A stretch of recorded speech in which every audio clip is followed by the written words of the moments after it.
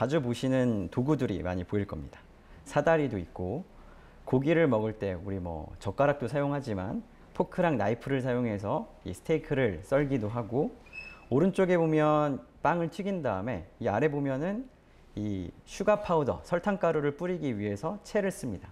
채를 쓰는 게 불순물을 거르기 위해서도 쓰지만 입자를 곱게 하기 위해서도 쓰고, 이 달걀을 운반할 때 여러분이 손으로 운반하거나 아니면 일반 종이봉투에 운반하면 달걀끼리 부딪혀서 깨지겠죠. 그래서 이렇게 종이 박스지만 달걀 모양을 잡아줄 수 있는 박스를 우리가 사용하죠.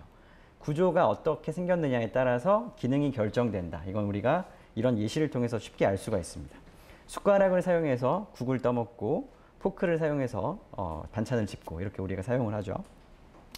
그러면 우리 몸에 있는 이 생체 분자들은 과연 구조랑 기능이 어떻게 연관되어 있을까? 이걸 생각해 볼 수가 있어요. 여기 보시는 그림은 우리 몸에서 되게 중요한 기능을 담당하는 단백질의 하나의 모양입니다.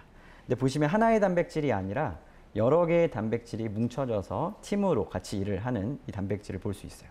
이 단백질을 여러분이 머릿속에서 앞으로 살짝 90도 돌린다고 생각하면 이런 모양이 됩니다. 위에서 바라본 모양. 그럼 이 모양을 보면 어떤 기능을 할까? 이제 한번 유추를 해보는 거죠. 조금 전에 우리가 사다리는 높이 올라가는 데 사용했을 것 같고, 이 단백질은 어떤 기능을 할까? 좀 머릿속에 상상을 해보십시오. 근데 이 단백질의 기능은 뭐랑 똑같냐? 아마 이런 기기를 보신 적이 있을 거예요. 교무실에 아마 있을 텐데, 종이를 분쇄하는 분쇄기입니다. 그러니까 중요한 문서는 우리가 분쇄해서 버리도록 되어 있는데, 이 방금 전에 본 생체 분자는 우리 몸에서 필요 없는 단백질을 갈아서 없애는 기계예요. 그래서 오른쪽에 위에서 내려다본 그림을 보면 가운데 구멍이 뚫려 있는 걸 볼 수 있습니다. 그래서 필요하지 않은 단백질이 여기로 쏙 들어가게 되고, 그 단백질이 점점 분해가 되면 우리가 필요 없는 단백질을 청소할 수 있다. 그래서 이 단백질의 이름은 프로테아좀이라고 하는 단백질입니다. 그러면 조금 전에 우리가 일반적으로 실생활에서 사용하는 여러 가지 물건들이 구조에 따라서 기능이 정해지듯이 단백질들도 구조에 따라서 기능이 정해진다라는 것을 쉽게 떠올릴 수가 있습니다. 그러면 이제 단백질의 구조가 이만큼 중요하다. 단백질뿐만이 아니라 우리 몸에서 있는 여러 가지 생체 분자들의 구조를 알아내는 것이 정말 중요하다라는 것에는 아마 여러분도 동의를 하실 것 같아요.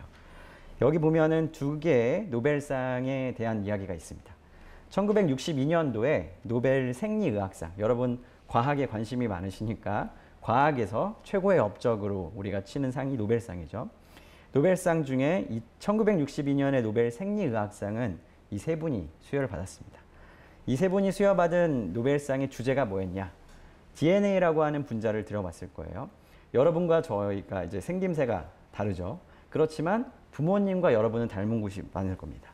우리가 유전 정보라고 하는 것은 부모님으로부터 자손 세대에게 넘어가는 어떤 유전 형질들을 포함하고 있는 내용인데, 그거에 따라서 우리 생김새도 결정이 되고, 키도 결정이 되고, 머리 색깔, 눈 색깔 이런 것들이 결정되겠죠. 그 유전 정보를 가지고 있는 것이 바로 DNA다라고 할 수 있습니다.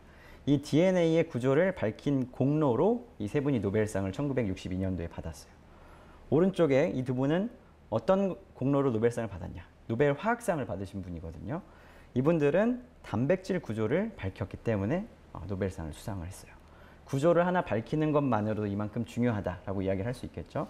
구조를 하나 알아내면 그 단백질의 구조와 기능을 연관시킬 수 있다. 이제 여기까지는 여러분이 이해를 하셨을 거예요.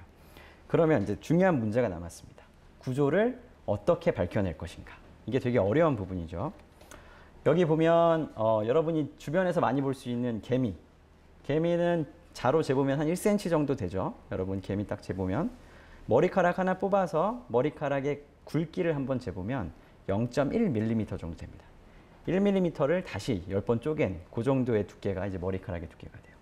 여기까지는 우리가 눈으로 볼 수 있습니다. 옆에 있는 친구 머리카락을 뽑으면 우리 볼 수 있죠. 바로 여기까지는 우리가 아무것도 하지 않아도 볼 수 있는 생체 구조들이다 라고 생각할 수 있어요. 그런데 세포 내에 있는 단백질 구조를 보려면 우리가 어떻게 해야 될 것인가? 이걸 이제 생각을 해봐야겠죠. 쉽게 생각하면 여러분 여기 옆에 있는 현미경을 보시면 아, 현미경을 사용하면 단백질 구조를 볼 수 있겠구나. 왜냐하면 현미경은 많이 확대를 해주니까 생각을 할 수 있습니다. 근데 일반적으로 우리가 많이 사용하는 광학 현미경이라고 하는 친구를 가지고 우리가 생체 현상들을 관찰하면 세포 수준까지는 우리가 볼 수 있어요. 여기 보면 여러 가지 세포들이 이렇게 뭉쳐 있는 걸 볼 수 있습니다. 그런데 단백질, DNA라고 하는 친구들은 세포 안에 있는 친구들이에요. 그러니까 세포의 그 안에 있는 친구들을 보려면 현미경으로는 볼 수 없다는 거죠. 조금 더 쉽게 이해를 하면 이렇게 생각을 해볼 수가 있습니다. 세포가 있고 세포 안에는 핵이라고 하는 친구도 있고 미토콘드리아라고 하는 친구도 있고 엽록체라고 하는 친구도 있고 여러 종류의 세포 안에 일들을 하는 친구들이 있어요. 근데 이 친구들은 현미경으로 관찰하기가 어렵습니다. 그래서 더 작은 분자인 단백질과 DNA를 우리가 관찰하기 위해서는 새로운 방법들이 필요하다.